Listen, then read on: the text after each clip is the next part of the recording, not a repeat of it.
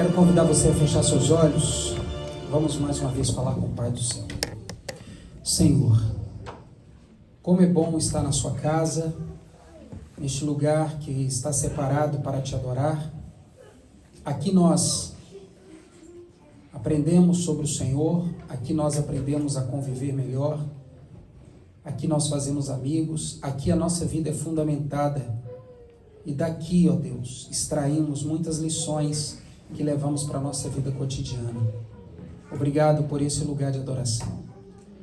Agora, ó Deus, é o momento de abrir sua palavra. Peço ao Senhor que coloque teu Santo Espírito no nosso coração.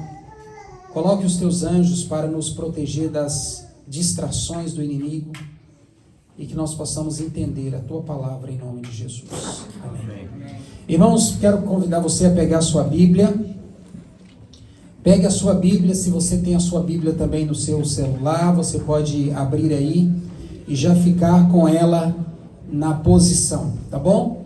Enquanto o Cristiano coloca aqui o PowerPoint, eu quero mais uma vez lembrar os irmãos que estamos no mês de setembro, e o mês de setembro foi o mês da juventude, né? Durante todas as quartas-feiras, nós tivemos pastores, semana passada foi a professora Laísa, focando lições para a vida dos nossos jovens. E na próxima quarta-feira será o pastor Eduardo Batista, o pastor Dudu, quem vai falar para a nossa juventude, para a nossa igreja na quarta-feira.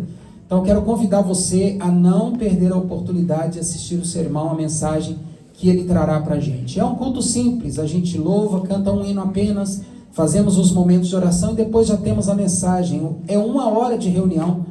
Isso é muito pouco para você poder perder a oportunidade de se alimentar no meio da semana, tá bom? Então, vamos à mensagem desta manhã. Eu vou precisar de você, tá, Cris?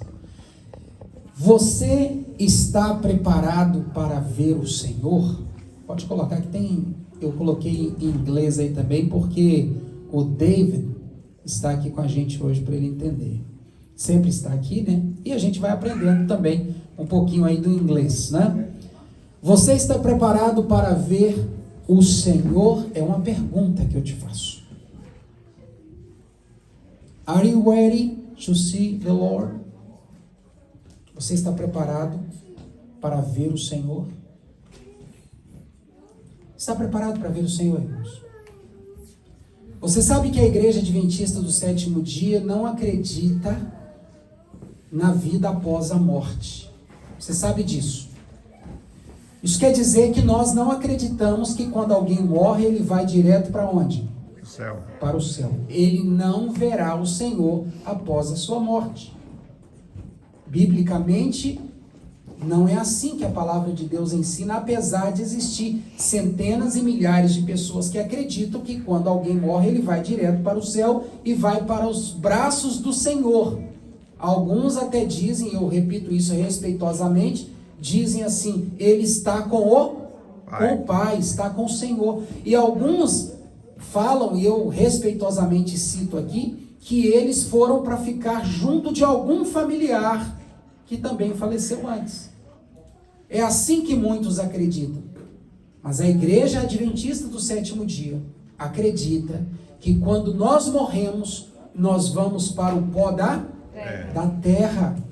E ali estamos aguardando, aqueles que morreram estão aguardando, e se nós viermos a morrer, também aguardaremos o Senhor voltar para nos ressuscitar. É assim que a Igreja Adventista acredita. E é o que a Bíblia claramente ensina. Então, a pergunta que eu lhe faço é: você está preparado para ver o Senhor quando?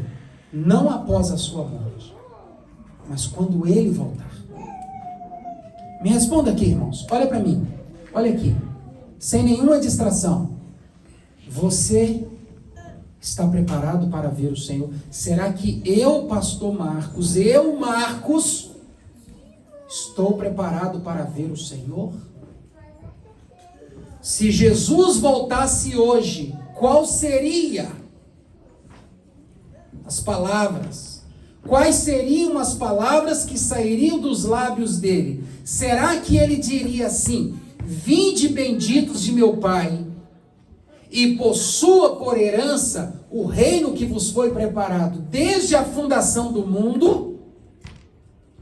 Ou ele dirá para mim assim: apartai-vos de mim, maldito, para o fogo?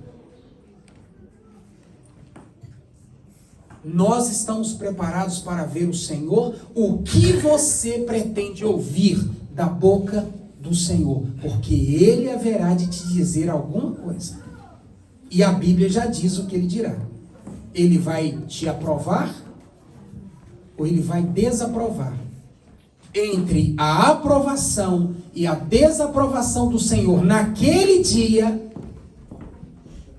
no último dia, depende do que eu estou fazendo hoje. Então olha para cá. Olha para cá que eu quero dizer para você.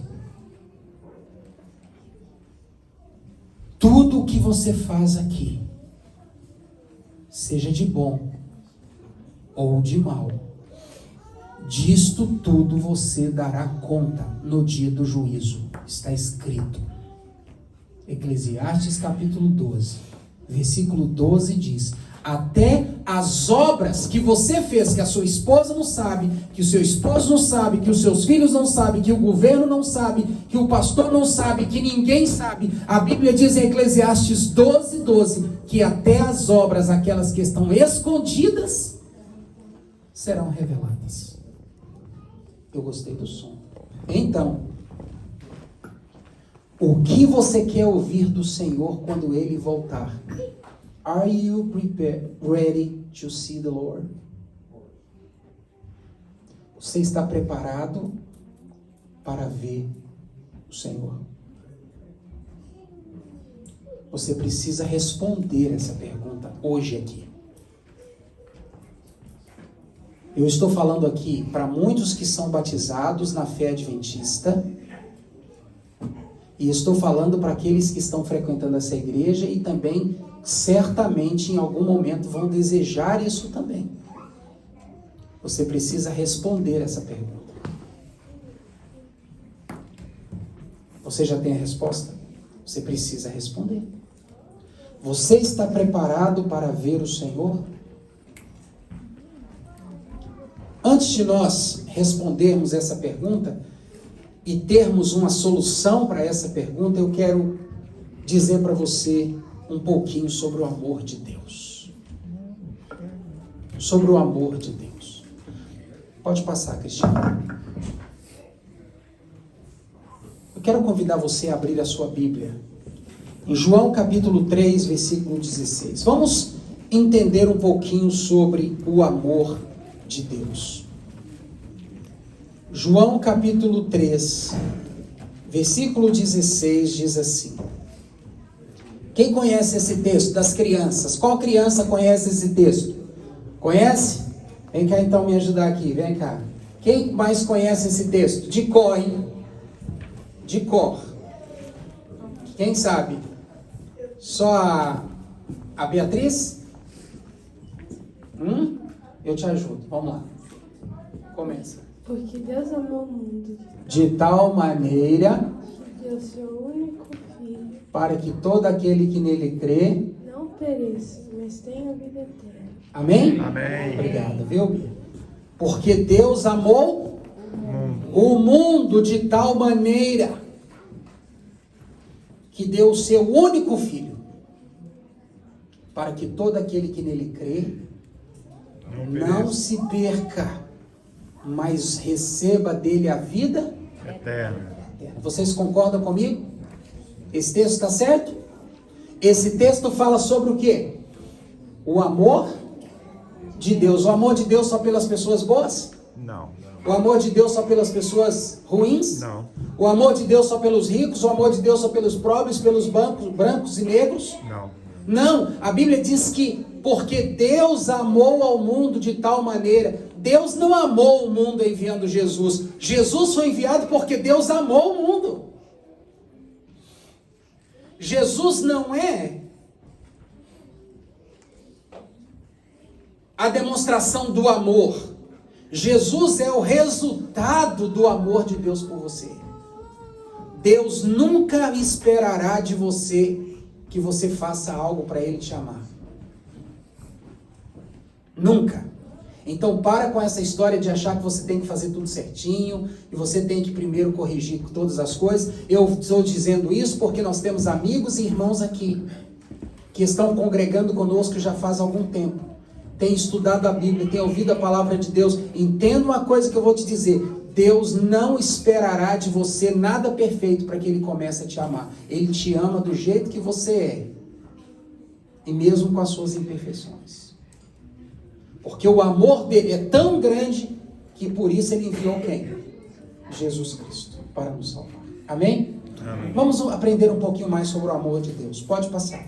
Romanos 5, versículo 8. Agora eu quero que vocês abram a Bíblia aí e vamos ler aqui na palavra de Deus. Romanos 5, versículo 8, diz assim a palavra de Deus. Olha o que diz. Mas o quê? Vamos ler juntos? Agora eu peguei todo mundo que não está com a Bíblia aberta. Mas Deus o quê? Prova o seu amor.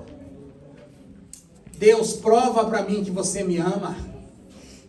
O indivíduo não está com a Bíblia na mão, não está lendo a Bíblia, está no desespero. O que ele fala para Deus? Mas Deus não me ama. Aí a mãe diz assim: meu filho, Deus te ama assim. Deus não me ama. Marido, Deus te ama. Deus não me ama. Minha esposa, Deus te ama. Então que Ele prove. Está aqui, ó. Vou te mostrar como que Ele provou o amor dele, para você nunca mais ter dúvida. Deus, o que diz? Prova o seu amor para conosco, pelo fato de ter Cristo morrido por nós. Como? Sendo nós ainda pecadores. Sendo nós ainda pecadores. Então a maior prova de que você é amado por Deus é que antes de você merecer, Ele já te deu a bênção. Antes que você merecesse, Ele morreu por você. Ele se entregou por você. Ele pagou a conta no seu lugar. Amém? Amém. Vamos mais um texto sobre o amor de Deus. 1 João, epístola, lá no final. Lembra, Eva? Lá no final da Bíblia, epístola, quem não estava achando era Evelyn, né? Epístola de João, primeira epístola de João, capítulo 4, versículo 9 a 11, diz assim: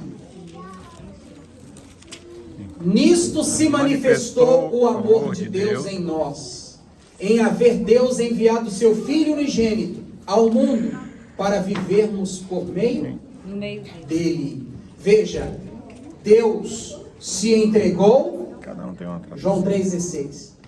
Deus se antecipou ao seu amor por ele, ele te amou primeiro. E agora diz que a maneira que Deus manifesta o amor dele pelas pessoas foi por meio do sacrifício de Jesus. Por quê? Para que nós, através do sacrifício de Jesus, nunca nos sentíssemos culpados pelo pecado que nós cometêssemos se nós nos arrependemos. Então quem tem Cristo tem? Tudo.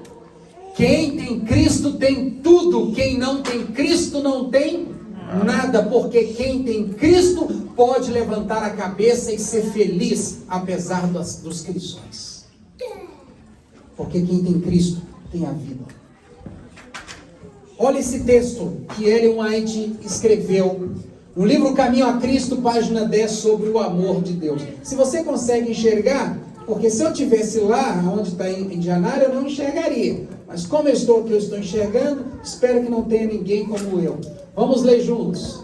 Deus é amor. Está escrito em cada botão de flor que se abre e em cada folha que cresce no campo. Os belos pássaros fazem o quê? Os belos pássaros que alegram o ar com seus alegres cantos, as flores perfeitas e delicadamente coloridas, que perfumam o ar, as árvores frondosas da floresta, com sua exuberante e viçosa folhagem. O que diz? Tudo dá testemunho do cuidado paternal do nosso Deus e do desejo que Ele tem de tornar os seus filhos. Porque Deus te ama?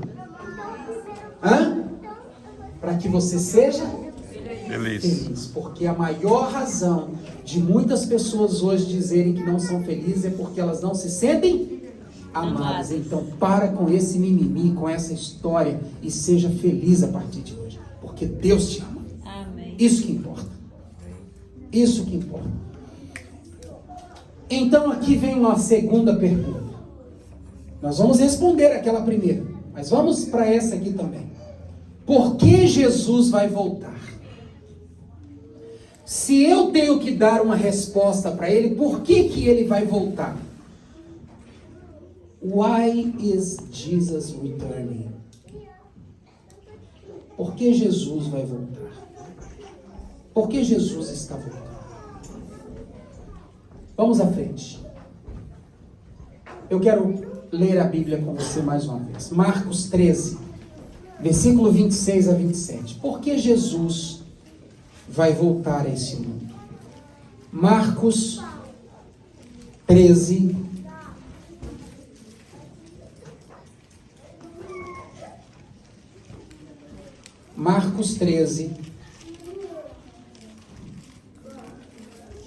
versículo 26 a 27. Diz assim a palavra do Senhor.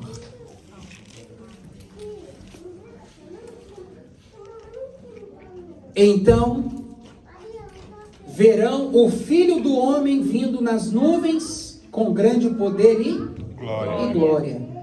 E ele enviará os anjos e reunirá os seus escolhidos os quatro ventos da extremidade da terra até a extremidade do céu. Então, primeira resposta para aquela pergunta: por que Jesus vai voltar? Primeiro, porque ele virá para reunir aqueles que são seus.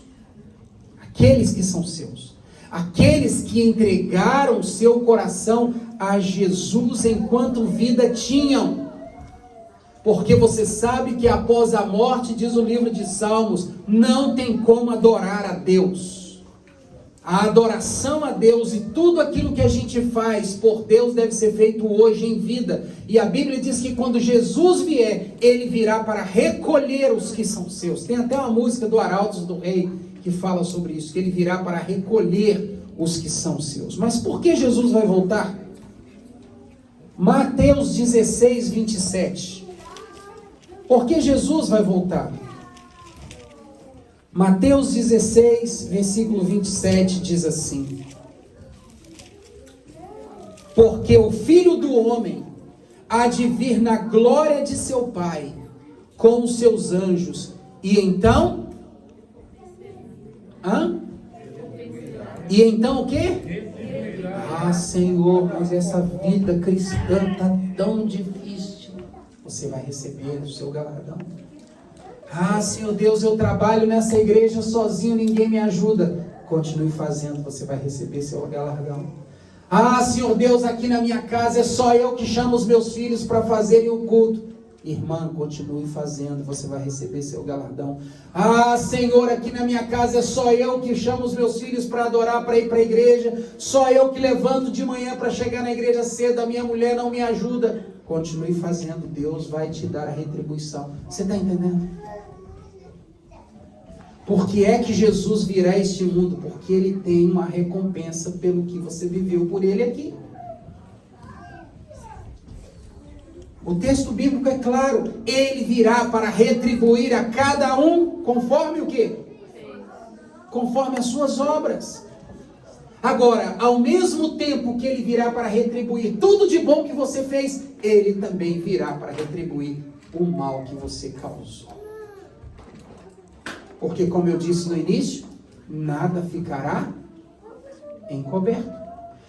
Pastor Marcos, mas esse sermão do Senhor hoje é muito alarmista. Perdoe-me. Mas eu não estou aqui para enganar você de que tudo vai ser bonitinho o dia que Jesus voltar. A Bíblia diz que será o grande e terrível dia do Senhor. Por quê? O dia do acerto de contas. Eu não sei aqui se alguém já trabalhou ou trabalha e que faz vale. O vale você sabe, ele recebe mensal, no meio do mês vai lá e pega. Qual que é a angústia? O vale tá grande. Qual que é a angústia? A angústia é quando chega no final do mês e você tem que ir lá e ver o indivíduo descontando. É o dia do acerto? Ou você pegou vários vales durante o mês e se perdeu enquanto pegou, e quando chega na hora do acerto de contas imaginava receber algo e recebe menos. Literalmente é um grande vale. Não é? O dia do acerto de contas. O dia do acerto de contas, irmãos, tem que ser o dia da alegria. Aquele uau, agora eu vou pegar tudo que eu... E aí você chega lá e realmente é muito mais do que você esperava. O acerto de contas tem que ser assim. Mas para ser assim, você tem que fazer de tudo para não gastar antes da hora.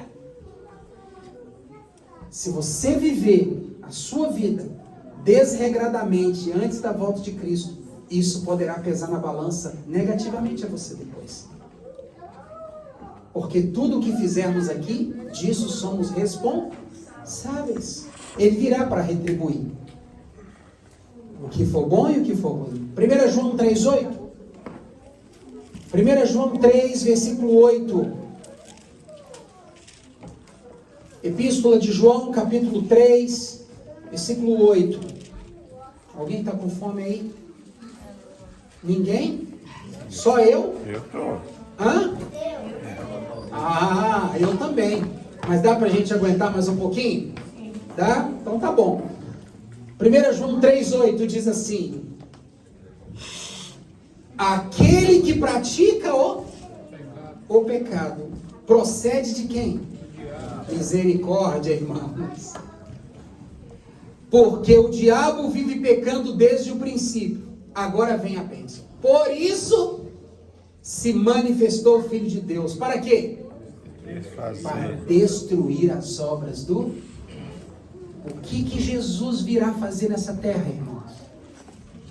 Ele virá destruir as obras do demônio. Mas aí você diz, pastor Marcos, mas eu tenho que esperar até quando Jesus voltar para que eu seja uma pessoa mais amável? Não, ele pode destruir isso agora. Ah, pastor, mas eu sou uma pessoa muito nervosa, às vezes sem querer eu falo coisas que não deveria, trato as pessoas mal. Eu tenho que esperar esse dia? Não, se você continuar assim desse jeito, você não vai entrar. Então você tem que pedir para ele quebrar isso quando? Agora. Agora. Tudo se resolve enquanto a gente está vivo. As obras que Jesus virá para destruir são aquelas que eu não posso fazer nada. Mas aquelas que eu posso, elas precisam ser destruídas quando? Agora. E quem destrói? Você? Você, Isaac? Quem destrói? Jesus tem poder para destruir. Amém? É para isso que Jesus prometeu que vai voltar. Como Jesus virá? Como Jesus virá? Vamos ver como Jesus virá? Vamos ler esses textos bíblicos.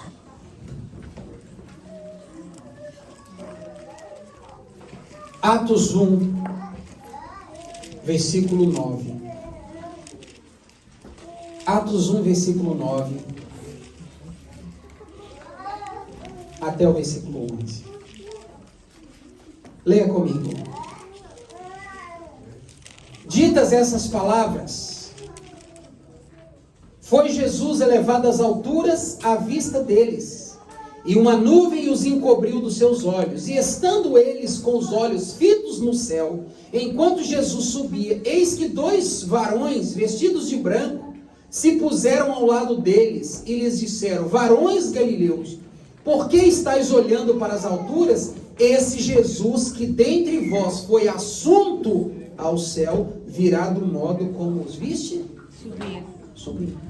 Você sabe qual o contexto desse episódio? Jesus havia sido o quê?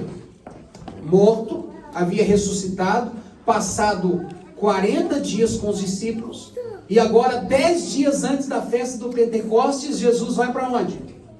Para o céu. E a Bíblia diz que enquanto ele está subindo, os discípulos ficaram olhando, talvez, pensando, acabou-se a esperança. Igual aqueles dois discípulos que voltaram para a cidade de Emaús, triste, frustrado. Então os dois anjos que estavam perto deles disseram assim, que apareceram para eles: olha, não fiquem tristes. Ele vai voltar. E ele vai voltar do mesmo jeito que vocês o estão vendo? Subir. Então Jesus voltará como, irmãos? Como que ele virá? Ele virá em espírito? Não, Jesus assumiu a natureza humana física para sempre. Jesus se tornou um como eu e você. Você vai poder pegar nele. Ele virá da mesma forma que ele. Agora, ele virá como um sofredor? Ele vai pisar aqui nessa terra? Não, a Bíblia vai provar para a gente que não. Vamos ver? 1 Tessalonicenses. 1 Tessalonicenses. 1 Tessalonicenses 4, versículo 16 e 17 diz assim. O apóstolo Paulo vai falar sobre a vinda do Senhor. Você pode olhar aí em cima o subtítulo. Porquanto o Senhor mesmo, dada a sua palavra de ordem, os adolescentes jovens estão acompanhando aí? Ouvida a voz do arcanjo e ressoada a trombeta de Deus, descerá dos céus, e os mortos em Cristo ressuscitarão primeiro. Depois nós, os vivos, os que ficarmos, seremos arrebatados juntamente com eles entre as nuvens para o encontro do Senhor aonde? Então, se os mortos vão ressuscitar, é porque os mortos não estão aonde? No céu. Estão no céu, certo? E nós seremos arrebatados. A única vez que a Bíblia fala de arrebatamento não é secreto, é visível. O arrebatamento é quando nós seremos levados juntamente com eles. Com eles quem? Com os mortos justos que ressuscitaram. E vamos no encontro com o Senhor aonde? Na pracinha do bairro? Nos ares. Na praia? Não. No alto de um monte? Aonde nós vamos encontrar com o Senhor? Porque Ele não vai pisar mais aqui. Porque Jesus voltará com seu corpo glorificado. E o mundo estará cheio de que ainda? Pecado. Jesus não terá mais contato com esse pecado, com esse mundo. Jesus terá contato com esse mundo quando Ele retornar para habitar aqui conosco para sempre.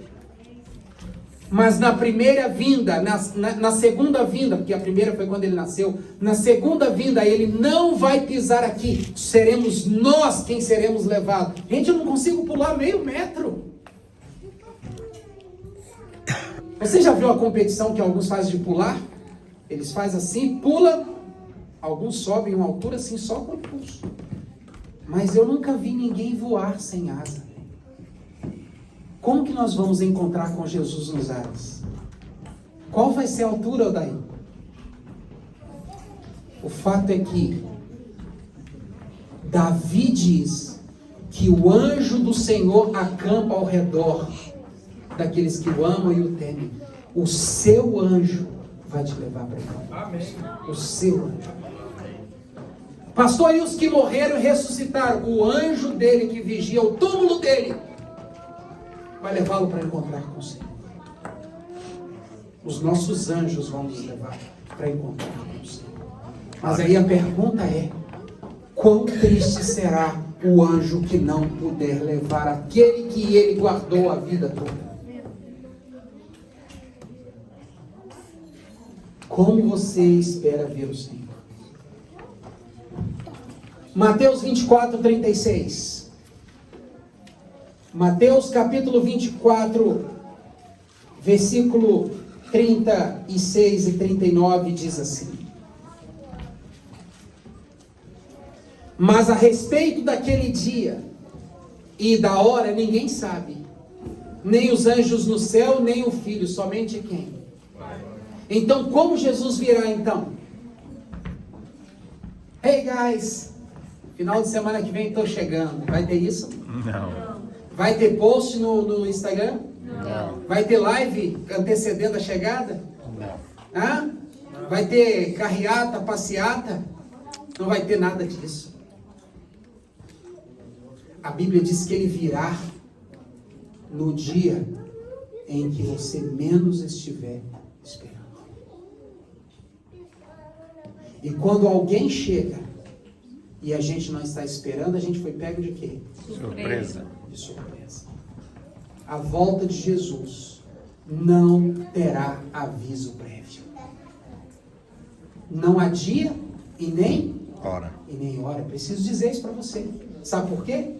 Porque tem pessoas que estão deixando a vida levar, como se sempre fosse ter uma segunda chance ou oportunidade. A sua oportunidade é quando, irmão? É hoje. É hoje. É hoje. Certo? Mateus 13:32, para a gente não perder os textos. Mateus 13:32 diz assim. Olha o que diz. Mateus 13:30. Não li. Eu parei ali que eu precisava. Você quer que leia? Não. É? Se quiser, eu leio. Tá, vamos lá então. Mateus 13:32 diz assim. Olha o que diz. O qual é, na verdade, a menor de todas as sementes, e crescida é a maior do que as hortaliças, e se faz árvore do modo que as aves do céu vêm aninhar-se nos seus ramos. Por que Jesus vai voltar? Porque a palavra de Deus nos ensina, que Ele vem para ajuntar aqueles que são seus. Vamos avante. Aí você diz assim, pastor, se Jesus não disse nem o dia e nem a hora, como que eu vou saber que está na hora? Ou se vai demorar? A Bíblia não fala o dia nem a hora, mas a Bíblia fala do quê? Dos sinais, dos acontecimentos. E eu quero mostrar alguns aqui para você entender que é hora. Aí você pode dizer assim, pastor, mas tem tanta gente aí fora que não sabe, e realmente não. Tem muitas pessoas, pastor, que não estão se preparando, é verdade, mas louve a Deus que você está ouvindo isso hoje. Louve a Deus que você está ouvindo isso hoje, está tendo a oportunidade de repensar a tua vida, de pensar nas suas decisões, nas suas prioridades, nas suas escolhas. Vamos lá, olha esse sinal aqui. Isso porque eu pesquisei somente até 1997. Se você pegar 1997 até os dias de hoje, dá mais quase 30 anos. Quase 30 anos. E eu quero falar aqui de uns sinais da natureza, que Jesus falou que aconteceria. Mateus 24. Aconteceria terremotos, maremotos em vários lugares e etc e tal. A natureza iria gemer como mulher em parto. Isso sem contar as consequências dessas consequências. Mas olha esse dado aqui. Estima-se que ocorra a cada ano cerca de 500 mil tremores em todo o globo, havendo quem fale até em 1 milhão de sismos, dos quais 100 mil são percebidos pelas pessoas com seus próprios sentidos e pelo menos 1000 causam danos. A terra está tremendo sem parar, o que nada de bom significa para os seres humanos. Um retrato disso pode ser visto na figura abaixo, montada pelos pesquisadores russos Denis e Alex, que mostram os terremotos com a magnitude superior a 4 graus na escala Richter, que sacudiram o planeta de janeiro de 1989 a setembro de 1997. Todos aqueles pontinhos azuis. É tudo terremoto. Quando a gente... E veja como eles vieram crescendo. Mas eu não tenho essa imagem, perdoe-me, mas quando você coloca na internet, você faz uma pesquisa mais acurada, você pode fazer depois aí, terremotos no último século, terremoto nos últimos 10 anos, você verá o crescimento exponencial. Isso eu estou falando de terremoto, mas vocês viram a grande inundação do Paquistão há um mês atrás? Que morreram mais de 1000 pessoas? Vocês acompanharam na internet? Queridos, o mundo, a natureza está em plena ebulição. Jesus falou que isso aconteceria antes da sua volta. Vamos mais avante. Sinais na sociedade. Drogas, doenças, violência, vandalismo, imoralidade. Vivemos agora uma grande pandemia. Mas eu quero destacar aqui 2 pontos. Abre para mim, Cristiano. eu quero convidar você a abrir a sua Bíblia nesse ponto. 2 Timóteo 3, de 1 a 4.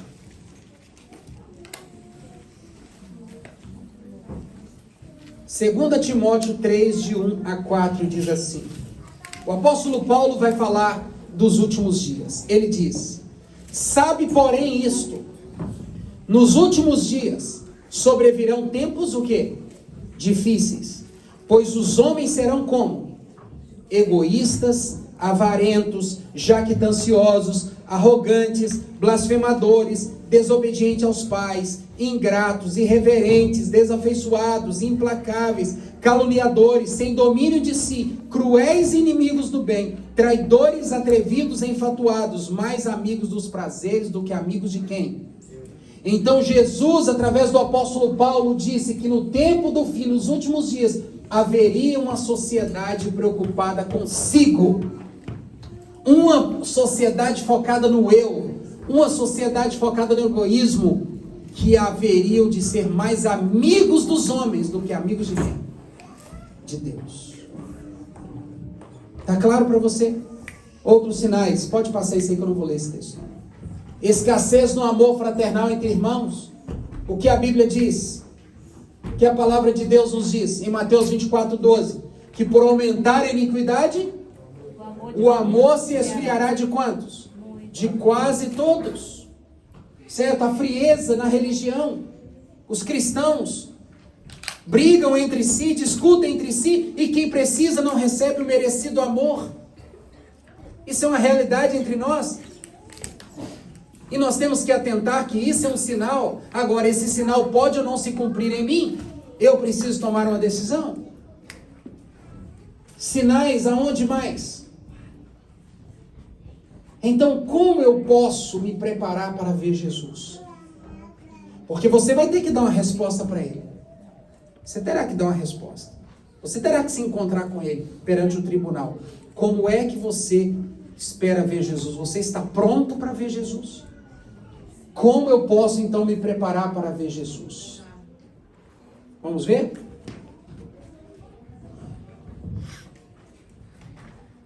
Primeiro eu quero apresentar uma advertência divina para você. Olha aqui, jovens, a advertência divina. Primeiro Eclesiastes é depois de Provérbios. Eclesiastes capítulo 11. E como nós estamos no mês da juventude, eu quero falar aqui a nossa juventude. Uma advertência de como você pode se preparar para ver Jesus. Eclesiastes 11, 9 diz assim: alegra-te, jovem, na tua juventude. Olha cá, juventude, olha para mim. Olha para mim. Levanta a cabeça aí, olha aqui. Todo mundo. Eu estou falando para você que isso é coisa séria. Olha o que a Bíblia vai dizer para você. Alegra-te, jovem, nos dias da tua juventude, e recreia o seu coração nos dias da tua mocidade. Anda pelos caminhos que satisfazem o teu coração e agradam aos teus olhos. Sabe, porém, que de todas essas coisas Deus vai te pedir conta. Primeira coisa que você precisa fazer, jovem, para se preparar para ver Jesus, é viver uma vida com responsabilidade. E principalmente responsabilidade com a sua alma. Com a sua vida espiritual. Essa é a primeira advertência do Senhor. Vamos à frente. Segunda, está no mesmo capítulo 12, versículo 1. Lembra-te do teu Criador, quando?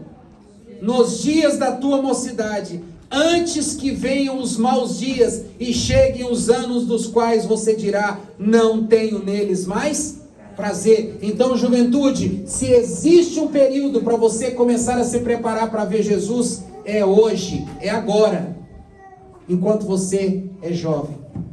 Porque poderá chegar um dia na sua vida que você poderá dizer assim, a minha vida acabou. Antes que esse dia chegue, permita Deus habitar na sua vida. Tá bem? Como então que eu posso me preparar? E aqui eu vou para o final. Leia comigo quem conseguir, né? Eu estou pertinho. Consagre-se a Deus pela manhã. Vamos ler devagar. Consagre-se a Deus pela manhã. Faça disso a sua... Não, pastor, eu tenho que tomar meu banho primeiro, eu tenho que fazer meu lanchinho primeiro, eu tenho que montar minha marmita primeiro, eu tenho que colocar meus produtos no carro primeiro, eu tenho que ir para o trabalho primeiro, eu tenho que ganhar os dólares primeiro, eu tenho que chegar em casa primeiro, ir no mercado primeiro, arrumar minha casa primeiro, tomar meu banho primeiro, jantar primeiro, eu tenho que dar atenção aos meus filhos primeiro, eu tenho que fazer isso primeiro, eu tenho que jogar o futebol primeiro, eu tenho que assistir o jogo do Flamengo primeiro, eu tenho que fazer isso primeiro, eu tenho que dormir primeiro. Eu tenho que dormir primeiro. Talvez eu esteja falando para alguém que essa é a realidade. Faz semanas que você não busca Deus.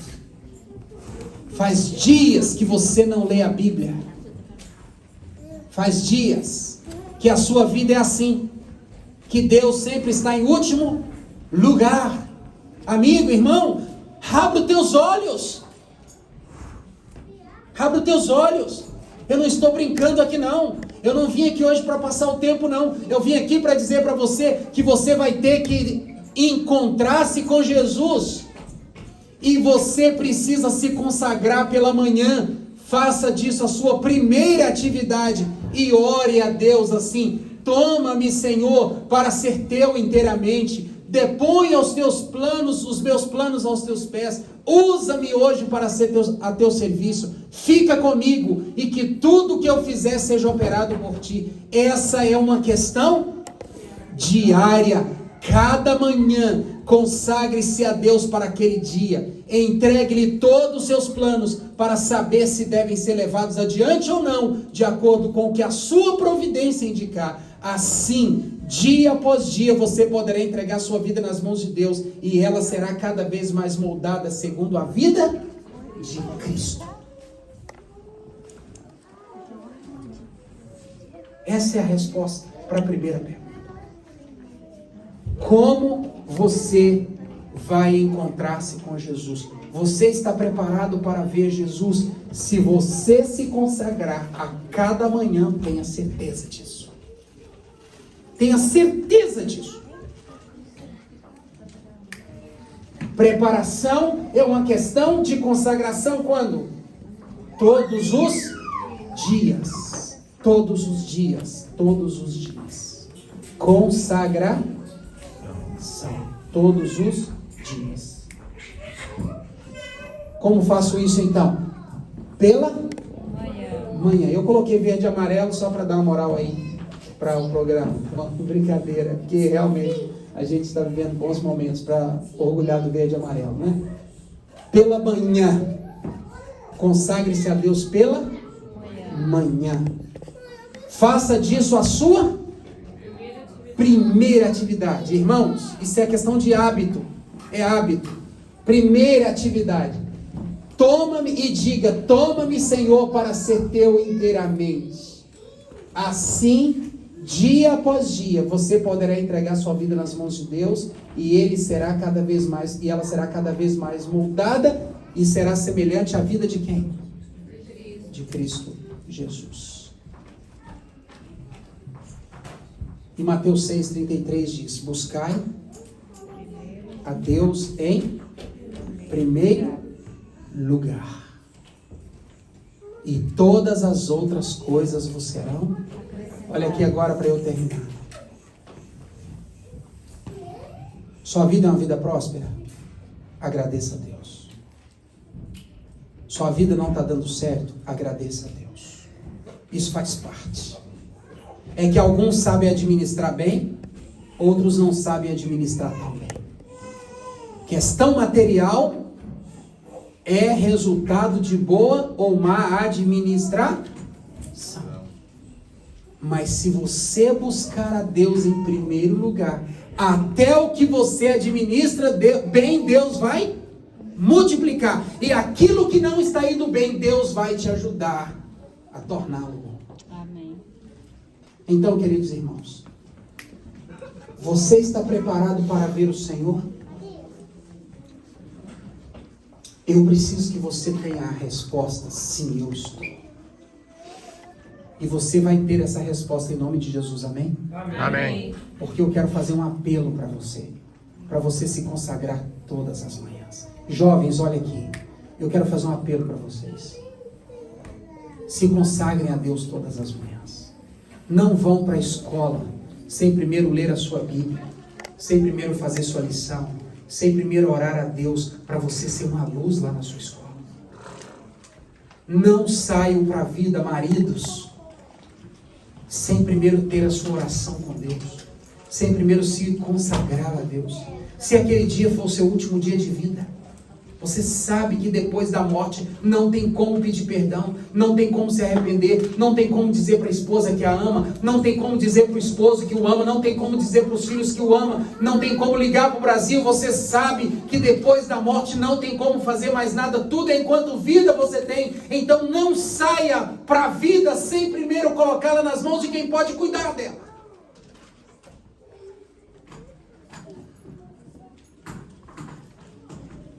Coloque nas mãos de Deus. Você precisa tomar essa decisão. Você precisa tomar essa decisão. A vida cristã é uma vida de fases e é uma vida num crescente. Tem fases que a gente está muito forte, tem fases que a gente não está tão forte, mas ela está sempre crescendo e nós precisamos crescer. Há alguns aqui que já começaram sua jornada cristã crescendo. Estão crescendo. Há outros que estão começando, mas há outros que ainda não tomaram a decisão de começar. Eu quero fazer um apelo para vocês nessa manhã. Você que já é membro dessa igreja, já é batizado. Pastor, mas eu me batizei, mas eu não sou uma pessoa que faz tudo certo. E quem é? Pastor, eu quero me batizar, mas eu tenho coisa ainda para fazer. E quem não tem? Você vai começar a crescer com Deus. Então eu quero fazer um apelo aqui a você. Você que já é membro adventista do 7º dia batizado, consagre-se a Deus a cada manhã.